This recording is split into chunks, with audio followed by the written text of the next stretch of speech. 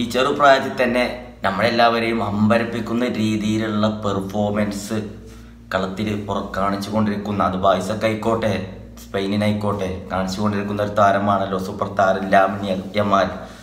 പുതുമുഖ താരമാണ്. ഈ ഒരു പ്രായത്തിൽ തന്നെ അദ്ദേഹം അത്ഭുത നേട്ടങ്ങളൊക്കെ നേടിക്കൊണ്ടിരിക്കുന്നു.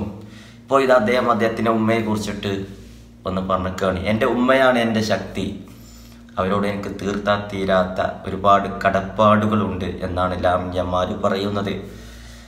എന്നെ സംബന്ധിച്ചിടത്തോളം ഞാൻ ഒരു വലിയൊരു രീതിയിലുള്ള ഒരു ഫാമിലി അല്ലെങ്കിൽ ഒരു ബാക്ക്ഗ്രൗണ്ടിലൊന്നല്ല ജനിച്ചു വളർന്നത്. പക്ഷെ അവിടങ്ങളിലൊക്കെ എന്തെങ്കിലുമൊക്കെ പ്രശ്നങ്ങളൊക്കെ വരുമ്പോൾ അതൊന്നും എന്നെ അറിയിക്കാതെ എൻ്റെ ഉമ്മ എന്നെ വളർത്തി. എൻ്റെ അടുത്തേക്ക് പ്രശ്നങ്ങളൊന്നും എത്താതെ എൻ്റെ ഉമ്മ നോക്കി എന്നെ വളർത്തി. വലിയൊരു ബാക്ക്ഗ്രൗണ്ടിലൊന്നല്ല ഞാൻ ജനിച്ചത് എന്നൊക്കെയാണ് ലാമിൻ യമാൽ പറയുന്നത്. നല്ലൊരു ചൈൽഡ്ഹുഡൊന്നും അല്ല ഉണ്ടായിരുന്നത്.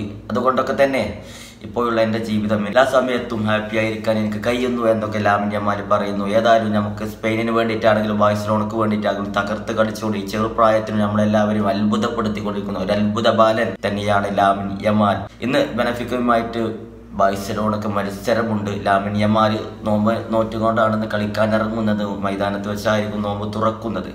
ഏതായാലും അദ്ദേഹം ഉമ്മയെ കുറിച്ച് പറഞ്ഞിട്ടാണ് എനിക്ക് എൻ്റെ ഉമ്മയോട് തീർത്താൽ തീരാത്ത കടപ്പാടുണ്ട് എന്നൊക്കെ.